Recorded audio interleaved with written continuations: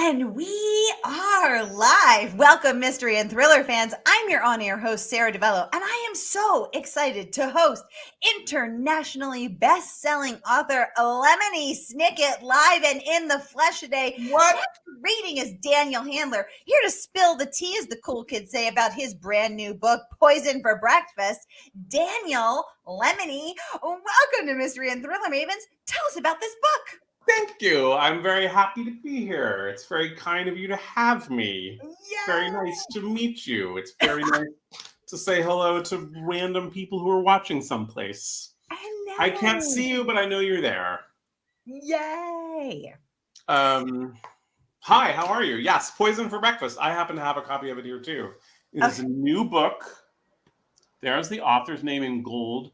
I've learned that when I'm on screen, you have to tilt the book this way and that for the maximum disco effect of the gold lettering. I'm here for the maximum disco effect. Yeah. No one, I mean, if you're going to go disco, you want to go all the way or you want to go home. I really do. There's no half disco. There's no half disco. No. Some artists have tried to make half disco, and I only half like it. Poison for Breakfast is about the bewilderment of living in the world. It's about how the confusion and sinister paranoia that is thrown at you day and day can leave you in a state of confusion and torment, constantly mulling on your own mortality. But that it's okay, that when you are bewildered and when you are confused, it's probably the closest you're coming to understanding where you are. It's also about Lemony Snicket finds a note saying you had poison for breakfast, and he begins to investigate the sinister possibility that he's already been murdered. And as with all murder mysteries that I like best, it ends up being mulling on our own mortality and death in general. Also on a Nina Simone song, a couple of old movies, some favorite authors, some little scraps of poetry, a confusing cultural history of colonialism and musical identity. You know, things like that. Well, in the words of Nina Simone, I'm feeling good and I'm ready for a great time tonight. I'm also ready. I'm ready for enthusiasm is continuous and contagious. I like this both. I'm ready for my lemony disco time. I want to get into every dirty detail about poison. Dirty? I just want to welcome everybody who is watching with us on Facebook, on YouTube, with Murder by the Book, on my channels, in my private Facebook group, wherever you're logged on from. You're in the right place because you're surrounded by mystery and thriller fans. Welcome. If you've been here before, welcome. We're happy that you're here. We're so happy. You may feel lonely staring at a screen. You may say to yourself, am I doing it again? And am I just staring at a screen? I was supposed to do something with my life. Is this really what I should be doing? And the answer is yes, because we're happy to spend this time with you. Yay. Tap, tap. Is this thing on? I think it's on. Yay. I feel on. I feel sufficiently energized and ready. What would you like to discuss, Ms. DiVello? Tell me. Me too. All right, y'all. If you've been here before, you know how it works. And if you're new, we're so happy to have you. Welcome. You're in the right place. Here's how it works. I'm new at it. I've never done this before. For hashtag Mystery Monday, because you know Mondays can be murder, wink. I give you my hand-picked authors, and you get to ask them anything. So ask Mr. Snicket, Lemony himself, Danielle Handler, Lemony's handler, so to speak. Anything that's weighing on your brain. Ask him about anything at all. Poison for breakfast. Ask him anything. Get the questions going in the comments. I want to welcome Rebecca. Welcome Karen. Welcome Michael. Welcome Randy. Welcome Ivy. Hey Jeff. Welcome Wendy. Welcome Jan. Welcome Susan. Welcome Bonnie. Welcome Leslie. She says hello from Canada. That's her signature Canadian hello. Leslie, welcome back. Always a pleasure to have you.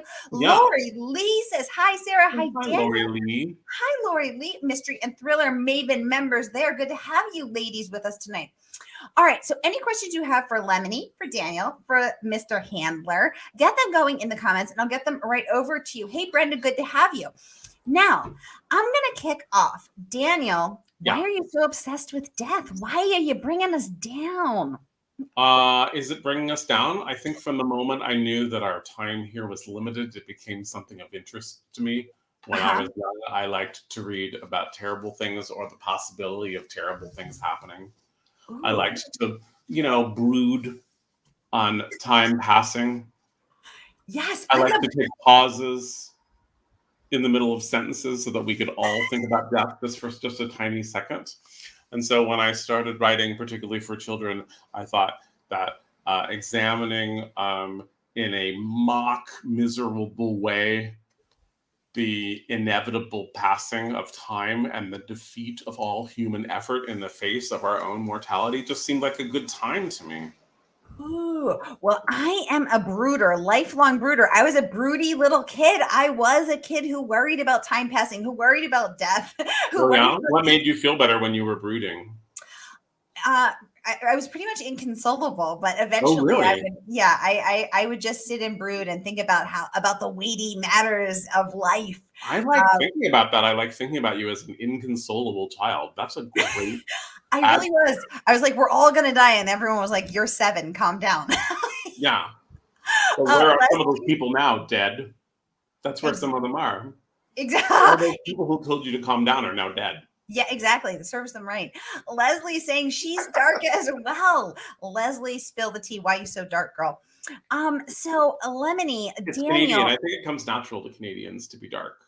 Ooh, do you consider yourself a comedian? I don't know how I could consider myself a Canadian because I'm not born, nor do I live in Canada. Um, Ooh. I live in the United States, which is a troubled country just to the south of Canada for people who don't know. But the Snicket books were first quite popular in Canada. And the editor of A Series of Unfortunate Events is a Winnipeg-born Toronto resident now. And so I think some of the inevitable or the inherent darkness, rather, in Canadians has rubbed off on me, if you will. But when the books were first launched, they were quite popular in Canada before they were even popular in the United States. And it was a little funny to go in and out of the borders of the countries and sometimes have like 4 people come to the bookstore and sometimes have like 200 people come to the bookstore, depending if I were in Canada or the United States. So I salute you, the gloom of Canada. Oh, Canada, we salute you. Yeah. Cindy saying learning how to brood and find the entertainment in it can be and be able to laugh is a great tool to learn. Cindy, totally agree. Lori saying brooding makes you a better writer. That's my excuse. Daniel, does brooding make you a better writer? Yes, because I think brooding is really just kind of a fancy and perhaps quirky synonym for contemplation. And Ooh, obviously, okay. when you're sitting around contemplating things, whether you are formally meditating or just staring out into space, whether you have a book in your lap and you've read some of it and it's made you look up and stare out into the world of your interior, I think all that is good for you as a person, but it's necessary as a writer. You can't really write without doing some brooding, some contemplation. How long does it take you to brood, contemplate, and write a book, Daniel? Well, it really depends. It depends when you start. I mean, when you start thinking about the contemplation, it's hard to trace it to its source. But yeah, when I get interested in something, I begin reading about it and thinking about it, and I make a pile of things on my desk. I start to write things down on index cards. I don't know why I'm holding up index cards to the camera. Probably most people know what index cards look like. But I have them in little piles and little clipped together as I begin to think about them. And that takes a few months. And then if I decide it's time to dive in, I dive in. It's usually about 6 months-ish to a year-ish for a draft of a book, depending on what the book is. And then I put it away for a while, which counts as brooding and contemplation on the part of both us and the manuscript. I used to keep it in the crisper of the refrigerator. So if the house burnt down, the manuscript would not be destroyed. And then I'm, what's the word I'm looking for? Married to this lovely woman, Lisa Brown, an illustrator and author in her own right.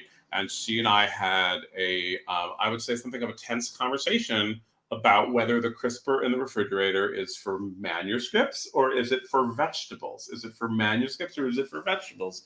And at the end of the conversation, my wife bought me a fireproof box. So I no longer keep my manuscripts in the crisper of the refrigerator. I keep them in a fireproof box. It's a very satisfying fireproof box. It looks, if you saw it in a movie, you would say, that's where they're hiding the diamonds. I know it. That's where they are. And so I put my manuscript there, sometimes for 6 months, sometimes for a year even, which is very exciting. And then I open it up and I look at it again, and it's terrible, of course, but I'm better equipped to make it better because it's been gone for me for a year. So I'm able to say, oh, yes, I see what the trouble is now.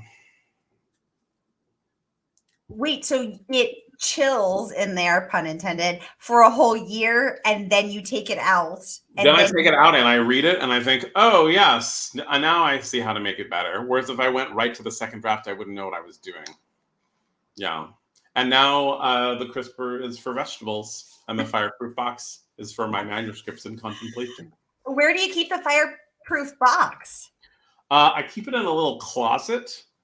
If I were very ambitious, I would pick up this computer and show you because it's not that far away. But then you would see what a hideous mess the closet is. But it's a closet where I keep miscellaneous secretarial supplies and my bags. It's like on my way out, I grab one of my bags to put my things in. Yeah. I have too many bags, so I. What was in the fruit drawer? Sorry. What was in the fruit drawer? What was in, or was it? Yeah, now? the pages were in the crisper. What was in the fruit drawer? Oh, what was in the cheese drawer? Everything, like the fruit and the vegetables. It was just that it was overwhelming the refrigerator.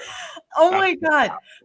Lori Lee is saying it keeps your pages crisp. LOL. Lori, that's an example of something that after a year of contemplation, you would make that joke better. I love it. We're vibing. Melissa is saying, how funny is Danielle? I'm going to say very funny.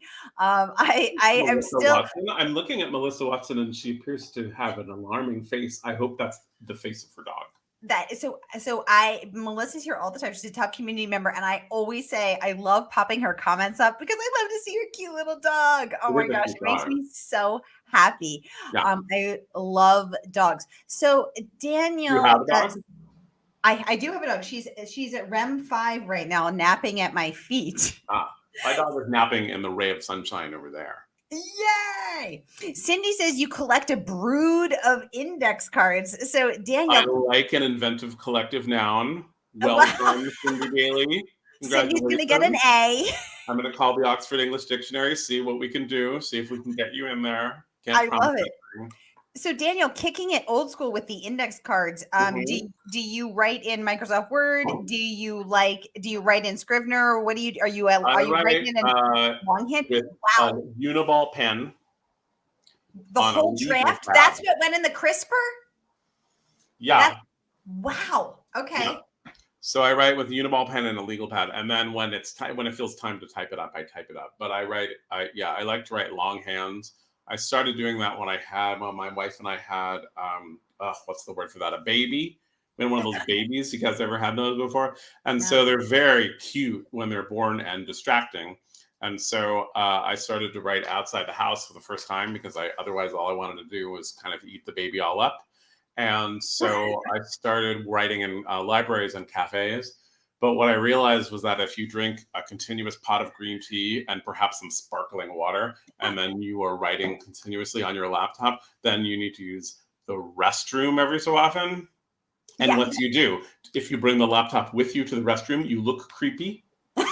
If you ask a stranger to watch it, you need to review the definition of a stranger. You have to say, I'm afraid a stranger is going to steal my laptop. Will you, stranger, watch my laptop? Then that goes confusing. So suddenly it hit me that I could start bringing legal pads instead because nobody steals those. And actually, if you're in a corner of a cafe or a library and you're writing in longhand on a legal pad, people assume you're a crazy person. It looks like you're writing some kind of, terrorizing manifesto. So they leave you alone. And then also I like writing on a thing that is not also my TV and my radio and my inbox and my what else? Photo album. Yes, exactly. My catalog. It's not all of the things that the screen has become. I like it being just my thing of writing a book. I like that when you write on paper, you don't have to come up with a title right away, unlike on a computer. When you write 2 words on a computer and you save it, and it says so what do you want to call it? And you're like, I just started, I don't know. Yeah. And this way you're able to do that. I like when you cross out a word and then you're not sure you crossed it out, so you just put a little cross out and you're like, is it still there? Is it not still there? Which you can't do on paper. I mean, you can't do on screen. You can only do on paper. That. So that's what I love. I do love that. Susan saying old school pens in longhand. She loves it. All right. How many of y'all are still writing by longhand? How many write letters? How many of you are computer people? Let us know in the comments. Yes. Brandy says, one of my favorite videos saved in my phone is of Daniel singing to my son and me at a book signing. He had us cracking up. We went to see his presentation twice during the Tweens Read Fest. Love his books and could listen to him talk all day. Brandy, what did he sing? And Daniel, can we get an encore? I don't remember what I sang. I must confess, I am not immune to bursting into song, but I hope Ms. Couch won't be angry to know that I have no particular memory of the song that I sang. No, I am flattered that she thinks she could listen to me talk all day. That's one of those things that you feel almost obliged to test out. Daniel, give us a little ditty. Sing us a song that involves the word poison. What rhymes with poison? Let's see. A song involves the word poison. All I can think of is Poison by Belle Biv DeVoe, which I can't really sing. I just kind of remember that song. But I guess I would have to say, I hope it wasn't poison that was there on my plate. If I am dying, I will resign to fate. Yay! Brandy, now Brandy, now you have a second video. That's for you, Brandy. I love it. Oh, she said you made up a song about how it must be our wedding day in a gymnasium. It was so perfectly odd. Well, as with many, accusations that come out of the blue, I'll have to say it sounds like me. That sounds like something I would do. That does sound like that feels like Lemony Daniel. I love it. Brandy's saying it was awesome. Oh, Stephanie Cooper's here. Stephanie, hey girl. Hey, welcome. Bookstagrammer extraordinaire. Fire Pit and Books on Instagram. Follow her. Her book picks are lit. Pun intended. Cindy is saying I think all of your puns are intended. They are. That's what I'm realizing. I'll be here all night. Dun, dun, dun, dun, dun, dun. Cindy's saying you can use a laptop lock strung around the table. Oh my God. If you can you guys picture Daniel running in a cafe and he just whips out a chain and he chains his laptop to the table? Yeah. Other people have suggested guard dogs and like a monitor, just like a bouncer. Yeah. Which would be handy because I feel like not a lot of bouncers have a job in the daytime. It kind of feels like a nighttime job for me. So if a bouncer needed to pick up some extra cash, they could just stand near me and look. Exactly. Yeah. Palu the Wonder Pup, my little Palu's available for rent, for hire. Cindy said she writes both. Whatever comes to me, she runs and writes it. I love it. Stephanie, what are you running from? That part seems like what are you running from, Cindy? Yeah. She's running toward the idea. About it. This is the internet. She doesn't want everyone to know what she's running from. Stephanie says we're cracking her up. She says, I freaking love you. You're the best interviewer in existence. I would watch you read the phone book. Oh my God, Stephanie Cooper, you're amazing. I love you. Thank you for being here. Yeah, you seem nice, Stephanie Cooper. Who's that fellow with you in your picture? That's what we want to know. I think that's her hunky hubs. Oh yeah? Yay. Charming Mr. Cooper or Mr. something else, perhaps? We don't know. We don't know. We don't know if he took her name. Stephanie she could be, a lemon. We don't know. She could be another Lemon Snicket relative. We don't know yet. We're going to have to see. I don't know her that well. Oh my gosh. Okay. I want to make sure I'm not missing. Stranger on the internet though. So how could that go wrong? Exactly. I'm just going to write her a check right away. No, Stephanie is amazing. She says that is her hottie husband. Ooh, yes, I like it. I like it. Their love burns brightly. Oh, I'm glad. I would hate to think of them becoming estranged and then admitting it to us in the middle of an interview. That seems off to me.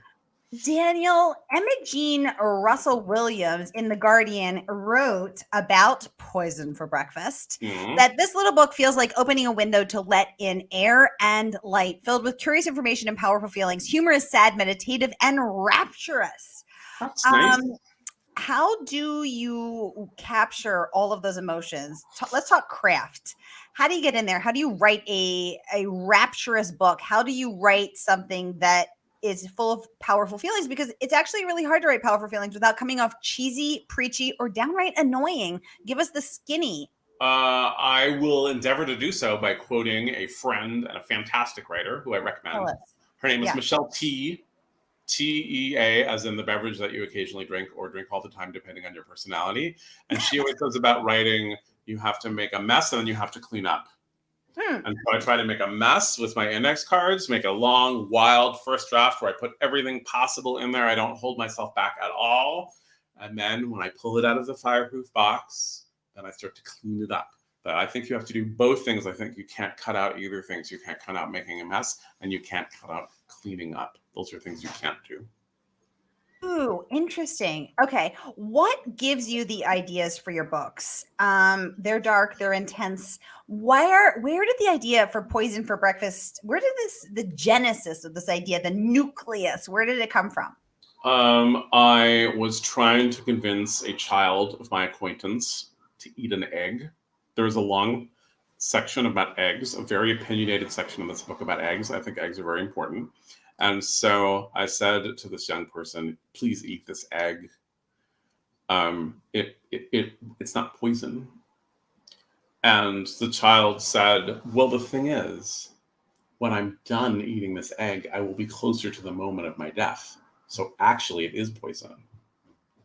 And I thought, well, that seems quite interesting and startling. And I wrote it down on a scrap of paper. I wrote, you had poison for breakfast. And then I began to think, and other scraps of paper followed. Yeah. Wait, how old was this kid with the egg poison moment? I think the child was maybe 10 at the time. Wait, were you the child? No. I love eggs. I've always loved an egg. Yeah. No, it was a child that was, having breakfast at my house. And so I felt that I should give the child something delicious, such as an egg. And then for some reason, I just became ornery, as I sometimes do. When you do something for a child and they don't want the thing that you've done, even though you've done it and you didn't ask them beforehand if they wanted it. So it's really your fault. But instead you get ornery and you think, why don't you just eat what I made you or wear what I brought you or whatever it is, go over there, put your seatbelt on, all the things that you have to tell them to do. Indeed, indeed. Sheila is saying you are one of her all-time favorite authors. Oh, yay, Sheila. Sheila? Sheila looks like she has a husband as well, unless that's some other guy. Yay. So I am cheap gossip for everyone's avatars, but Lori is saying she loves that trouble artwork behind Lemony. Danielle, tell us the story of the artwork, Danielle. I'm trying to point the right direction. Did a fan create it? Did you create it? What's going on? No, it's just there's not really a story about that particular piece of art, except that it is in my office because I think that's where story comes from. I think story comes from trouble. Ooh. So when I don't know what to do, I look at that and I think trouble. That's what it's about, trouble. Over here on the other side, I really can't get the mirror reflection right. On here on the other side is a portrait of Herman Melville done by Carson Ellis, an illustrator I've worked with a lot, and I like her. And that illustration appeared in the New Yorker magazine. And so I saw the illustration and I went right to my phone and I called Carson Ellis and I said, I would like to buy that portrait of Herman Melville. And she said, you can't. I just sold it to someone. And I said, how could you just sold it to someone? The magazine just came out. No one ever heard of this before. Come on. Yeah. But I've sold it to someone. I can't tell you anything more. And then it turned out that my wife had purchased it for me. No. Yeah. Stop it. Oh my gosh. That's the cutest story. Wait, did your wife hear you say that? Or she just knew? No, my wife and I both looked at the thing and we both were like, we got to buy it for this person. And we were trying to buy it for each other at the same time almost. It was great. Stop it. Yeah. Oh my God. You're getting so many hearts up. This is so romantic and lovely. Oh my goodness. I love it. I love it. This is so I think cool. Stephanie Cooper's thinking to herself, wait a minute, I could be married to Lisa Brown. That's what I could be doing. I don't have to be with my hunka husband anymore. How about a woman who reads my mind and buys me art? How about that? Yeah, something I think of frequently when my husband fails to do the dishes. Stephanie's agreeing this is the most romantic thing ever. Once Sheila, again, my relationship has surpassed that of Stephanie Cooper. That's how it goes. I don't know. Stephanie seems to have some pretty romantic moments happening her way, at least according to her social media. They go out for lunch. They're all lovey-dovey. They go out for lunch. They go for lunch. It's a thing. Yeah. My wife and I go out for lunch. We have a special restaurant for dealing with annoying logistics. You know, when you're like, oh, one of us has to fly on Tuesday, but then the other one, and then there's like a dental appointment we got, and then we say like, hey, we'll go to lunch. And we go to this Thai restaurant with great noodles, and we sit down, and it feels like an occasion instead of an annoyance. Oh, I love that. That's really Oh, look, cool. it's a whippet named Ava is Melissa Watson's dog. Fascinating. Yeah, exactly. And she is saying this is an amazing and vivid imagination that you have Oh, in there. Stephanie's oh, sharing you're that her flattering me. ex-husband bought her a fabulous Wyland piece. Ex-husband. Yeah. She was like, She great didn't like it piece. that much. I'm out of here. I met a new hunk. She's exactly. She said she's hanging up in her new house with her current husband. Hey, she got the art and a new husband. It's a win-win. Yeah, and she hung up the new husband? Now I'm confused. No, the picture. Oh, the picture. Sheila would like to know. I'm going to make the lemony gold dance. She Yeah. said, talk about your book. I remember that one with a split personality years ago. Lemony, Danielle, tell us about this book some more. Some more about this book. One of the things that the book talks about, it talks a little bit about writing. So it talks about that there are 3 rules for writing. Are you ready? I am ready. Everybody have a Uniball pen and a legal pad to write down the 3 rules. The first rule is to always include the element of surprise, which I think is might come naturally because life is really surprising. And I think the thing with the element of surprise, see, it's really interesting. I think the element of surprise. The other thing would be always make sure there's missing information, which is easy to do when you have a big messy first draft and then you're going to clean it up, is that you can cut out some of the information so you have missing information, because missing information is always intriguing, right? If someone says, oh, yeah, I actually had a first husband and he bought me some incredible art, then you think like, but what happened? What happened? First husband? And you're very intrigued. So missing information. Those are the first 2 rules. The first, we're just going to review, include the element of surprise. The second, missing information, and nobody knows what the third rule is. Yeah. I see what you did there, Danielle Handler. The art of missing information. Yeah. No one knows. So those are the 3 rules of writing that are included in the book. The book also, what else does we talk about? It talks about a mysterious author who wrote books that he said were translated from ancient Sanskrit manuscripts, but don't appear to be. And then, as I said, it's very opinionated about eggs. How do you like your eggs? I like them scrambled. I also like huevos rancheros. Scrambled is the wrong answer. I disagree. I think your answer is the wrong answer. I don't even know what it is. You ought to perhaps read the passionate argument against scrambled eggs that is in Poison for Breakfast by Lemony I only Snicket. know this is what I know. This is what I know to be true, Danielle Handler, Lemony Snicket. I am an Italian woman. I am a passionate cook. Okay. 3 members of my family went to culinary school. Okay. Don't step to me about food. That's what I know. Okay. Here's the thing I know about scrambled eggs. Okay. It almost immediately get cold and clammy. How long are your eggs sitting there? Here's another. I was on a chef's podcast just recently talking about this, and he said the thing is that you need to salt the eggs 30 minutes before making them. And I was like, 30 minutes? 30 minutes before I'm having scrambled eggs, I'm fast asleep. What are you talking about? So yes, I think, and that 30 minutes. Whenever people try to sell me on scrambled eggs, they add things to it, and you did it immediately. Huevos rancheros. Huevos rancheros are delicious, of course. I love huevos. But when huevos rancheros are made with scrambled eggs, which is incorrectly, of course, but when they are, there's beans, there's tortilla, there's maybe a little avocado, there's a little cilantro, there's of course salsa, there's probably a little melted cheese, everything to disguise the fact that scrambled eggs are no fun whatsoever. Melissa is wildly entertained by our conversation. I'm not afraid to say the controversial things online. I don't like scrambled eggs. There, I've said it. And I do, and I said it.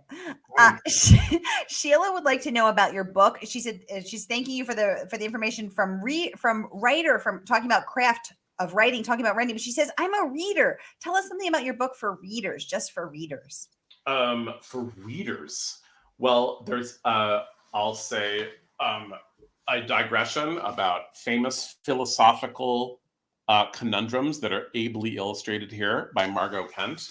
There is a long discussion that actually solved the problem of whether the chicken or the egg comes first. There are sections on injustice. The book is dedicated to a woman that I refer to as the shoemaker, who's a woman from my own family who had kind of incredible and horrific things happen to her, and also had a vivid and powerful imagination. So if you were interested in literature, which as a reader I would assume that you were, and you are interested in engaging in the contemplation and wool gathering that comes with the literary life, then you might enjoy this book with its little disco letters. And if you aren't, then maybe enjoy something else. Lori Lee is saying, LOL, sage advice, Lemony. Sage advice. That's another thing that people put in scrambled eggs to pretend that they're better. A little sage. I love sage. Exactly. And sometimes I like to put in cream cheese. Susan is saying she loves it. This is so great. Nice. I just want to make sure that I'm not missing anybody's comments because these are so great. I think I missed a few back here. Stephanie's saying she loves a good domestic thriller. So if the hot husband goes missing, Stephanie. Yeah. Alert the Let's see. You can't really have more than one husband go missing. I think that would be, you'd almost guarantee getting caught. You can make missing only more than one. Exactly. That's got one shot at this. Sheila's clarifying that's her son, not her husband. Actually, she doesn't say that it's not her husband. That's right. She just says it is her son. We asked if it was her husband. She didn't say, no, it's not my husband. So perhaps something really unusual is going on. It could be a series of very unfortunate events. Yeah. Lori would like to know, what surprising things do you learn when you write? Do you have any writing quirks? I'm going to guess he does. Let's hear about the quirks, Danielle. A thing that I like to eat a lot while writing is a raw carrot. So I thought you were going to say an egg, not scrambled. No. I also, I'm kind of a fidgeter and a tosser. And so I usually have on my desk quite a few unsharpened pencils so that I can kind of toss around. I used to, of course, toss around regular pencils like a regular person, but I was stabbed so many times and have like ink, pencil lead embedded that I have full unsharpened pencil. So if you look sometimes at my desk at the end of a long workday, there will be a few ends of raw carrots, just some little greenery from the very end. Like a Bugs Bunny, like yum, yum, yum, yum, yum, yum, yum. Yeah, a little bit. Yeah. But again, some people in my family are of the opinion that I should just chop off the green ends right away.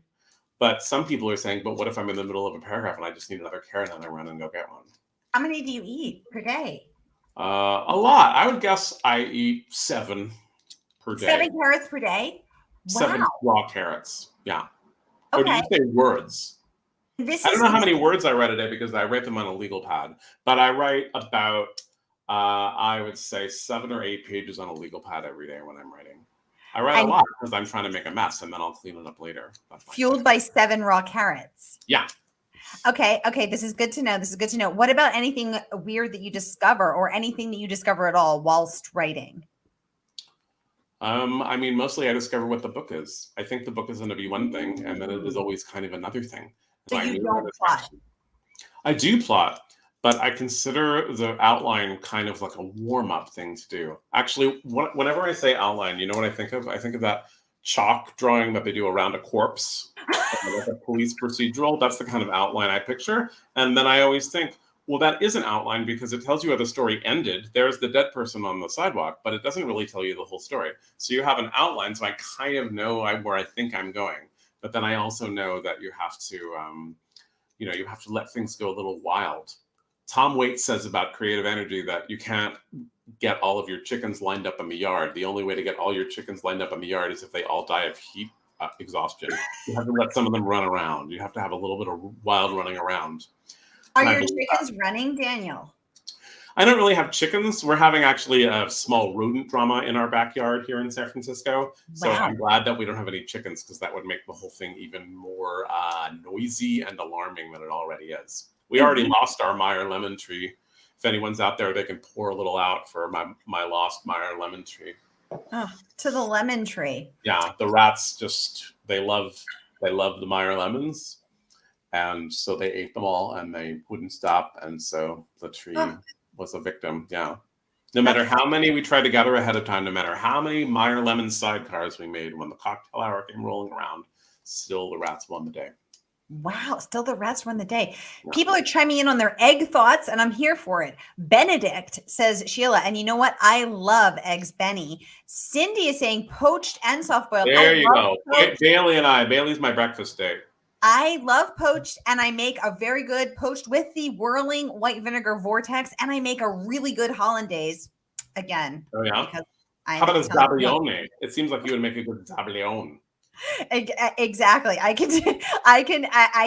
I can do it all, Danielle. Oh, Lori says she's team sunny side up. We All got right. an outlier here. Perfectly defensible. Stephanie says she loves eggs as long as they're cooked, but her favorite eggs are Benedict. Okay, team Benny for Stephanie.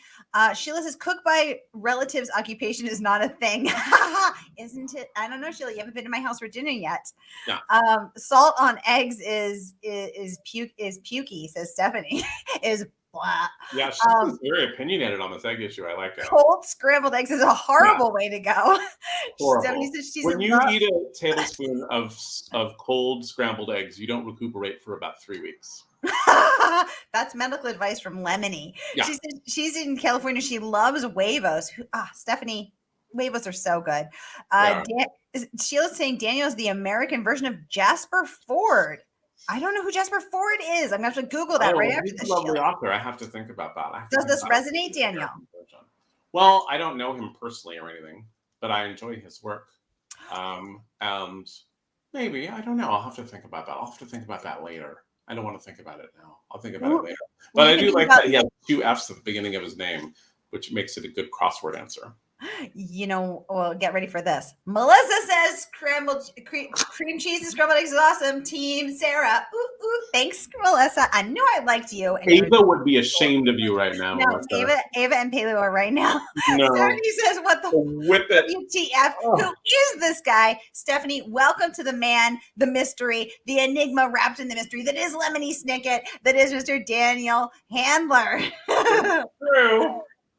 She wants to know if she can call you Bugs once you're on your 7th carrot. Oh, because of my 7th carrot. I think I thought she was like, it was something like a bug-eyed experience that she was referring to. No, I think she means very bug-eyed carrot addiction. I don't know. I mean, that's just something she would have to clear with her second husband. Though. Look at this. She said you're her new favorite. Don't tell her hot husband. Oh my goodness. Bam. And you're both in California. I've ended another marriage here on Facebook Live. Oh my God. And you guys could buy awesome artwork for each other. You could be like, and here's something I got for you. And here's something I got for you. Bam. Yeah, bam. Because I'm very happy with my wife. It's the Stephanie Cooper who keeps discarding these guys. Like based on the blissful lunch selfies I see on lighting up Stephanie's feed, she's happy too. Sheila's weighing in with sadness for the lemony tree. Yeah, I know. Thank you. Daniel, we think you should write about the lemony tree, the war of the rats. I have thought about it. There's some creatures in Poison for Breakfast. There's a discussion of some birds, and there's a discussion of some bees. There's a discussion of some chickens, as I mentioned. There's some goats. I write about another author experiencing goats. You have a goat? No, but here in San Francisco, there are a handful of herds of goats that are used for gardening purposes all around the parks of San Francisco. So you start driving around and then you think to yourself, did I just drive by a bunch of goats? And then you go around the block and you said, yes, I did. Once I talked to the man who was in charge of the goats, and he said it was very boring. And I said he should bring a book. And he said that he brought a book, but the goats ate it. Oh my God. Sheila, weirdly, I always imagined Daniel living in New York too. Daniel, why do we think you're a New Yorker? Sheila and I are both picking up this New York vibe. I lived in New York for a little bit while my wife was attending graduate school.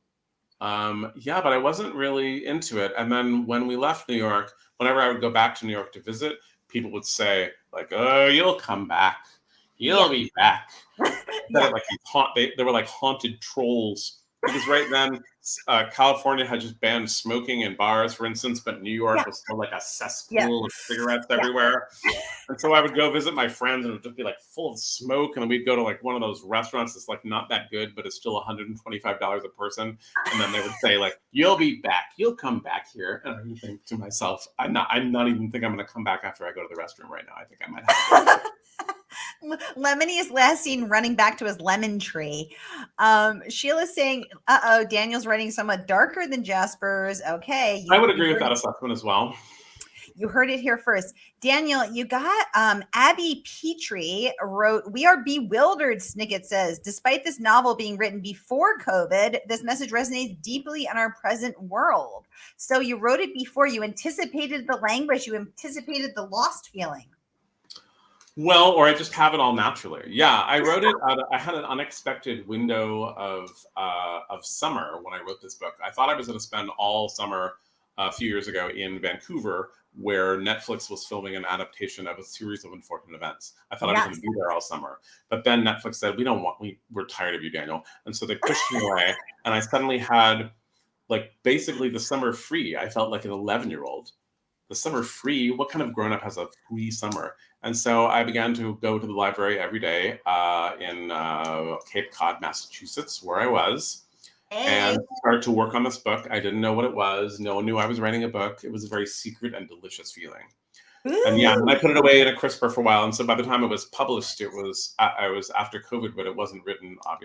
I was not written during COVID time. But I think the bewildering times that we're in should resonate. But life was bewildering before COVID too. Just we've made up that it sounds like a paradise before that.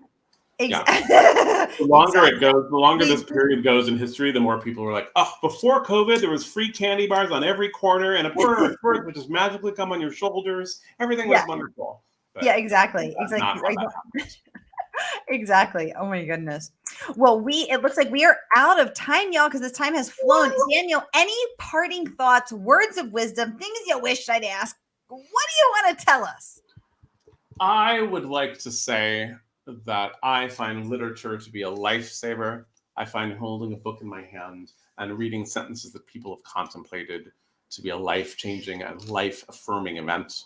And I'm grateful for people who want to come onto a screen and listen to people talk about it and talk about themselves. And so I salute you, fellow friends of literature. We're all in the same secret organization of beauty and taste. Yay. Oh, I love that. I love that. Sheila is saying, I read the entire series of unfortunate events aloud to my children. I still have all of the books. And look, at least one of the children grew up, because there he is. We know you have a son. Yay. Grown up. Cindy saying, thank you both. Thank you, Bailey. Thanks for stopping by. Thank you. Brandy says she can't wait. She downloaded the audiobook to listen to on her ride to work and school. Thanks for giving us such fun, sarcastic things to read. I want to make sure I didn't miss anybody's comments. Thank you guys so much for being here. Stephanie is saying, thanks for entertaining me. Now I kind of want to read your books. I understand. Yeah. Sheila's saying, thanks for appearing. Melissa says, thanks, Danielle. So entertaining. Lori says, thank you. Y'all, I want to remind you that Danielle's book is out and you too can have poison for breakfast. See what I did there? And you can support independent bookstores.